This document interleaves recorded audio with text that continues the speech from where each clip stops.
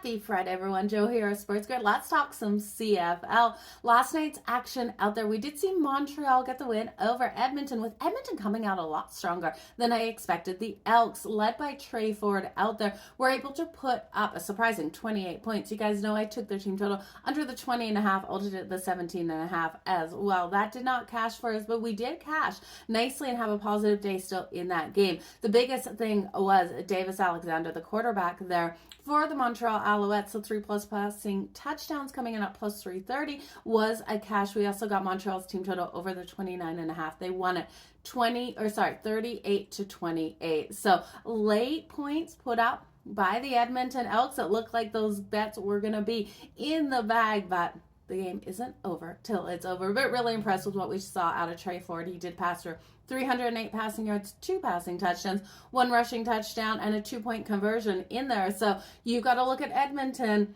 They built off of that bye.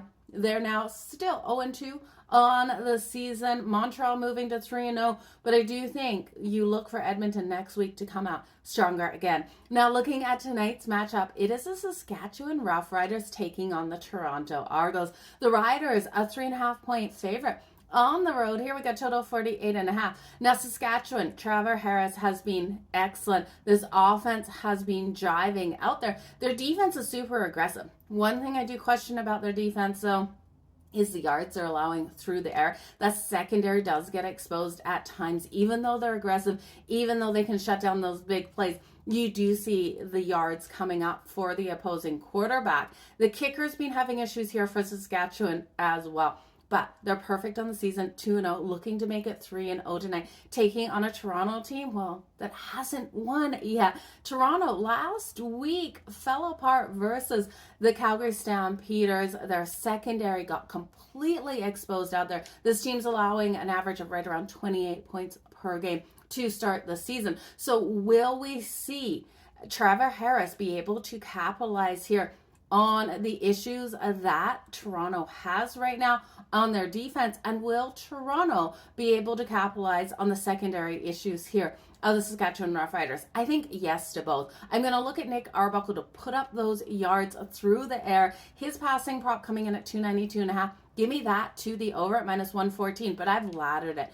350 plus passing yards at plus 300 is my limit. That's where I'm going to go for that top ladder. You can take any numbers that you like in between. I do think he has the opportunity of having that huge day here. Now, Toronto, a home dog, yet to win. They're going to bring their A game today.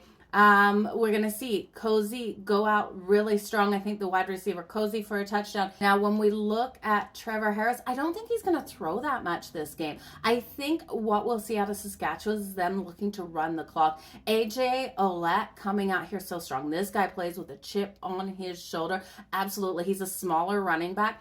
He put up, 96 rushing yards on 13 rushes in the last game. I'm going to take him over 58.5 rushing yards. I think he's in for a nice day. That's coming in at -114. I'm not going to ult it, though. I also will look at him for the rushing touchdown. The rushing touchdown, I believe it's like plus 120-ish. I just can't remember what number I got that at. Yeah, plus 120 for the rushing touchdown. I think this is going to be a fantastic game between these two. One that the Argos have every opportunity of winning, but I still think we're going to see Saskatchewan go over 26.5 points. That's coming in at plus 100.